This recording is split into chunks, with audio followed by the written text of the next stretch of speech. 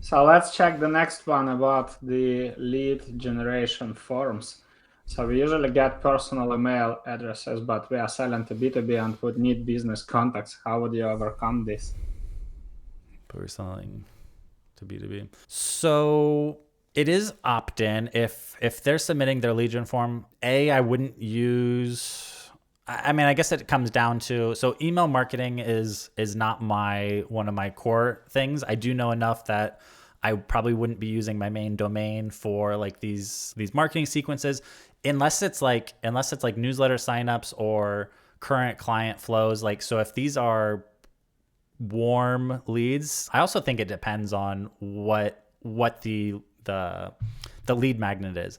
So if it's like a basic checklist, this is top of funnel, you would say these are lukewarm leads that need a lot of work. I would still consider that like a cold lead, and I would put that in like a and I would separate out my my main domain. I would be nurturing that maybe in a separate email, and then I would probably care less if it's personal or business because I'm using my email domain in a drip that I'm okay even using for cold. If it's something that is like way more like bottom of the funnel, they've shown some interest, then I think that is probably less of a concern because yeah, I mean, we have people, it's the same with like call bookings and follow-up emails. Like we have people booking calls from their regular Gmail. I think it's more of a concern if you consider them a lukewarm lead that's going to require a lot of nurturing.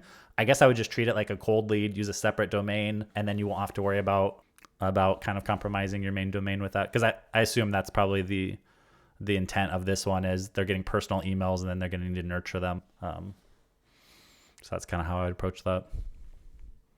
I think sometimes I know that some companies are even not counting because when they have attribution and marketing and KPIs, and then they just disregard all the emails that are personal.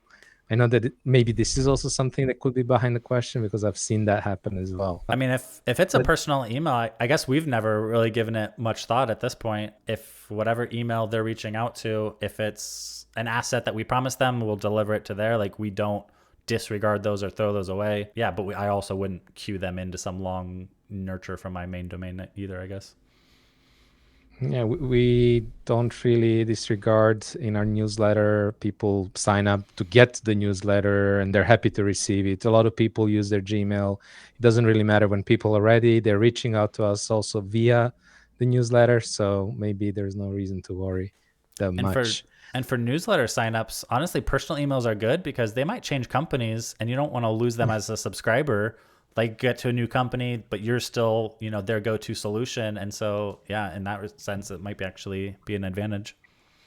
That's a Yeah, good that's one. actually what happened to us. I was checking the stats when I was sending invites to our Full Funnel Live podcast, the one that we hosted with you once.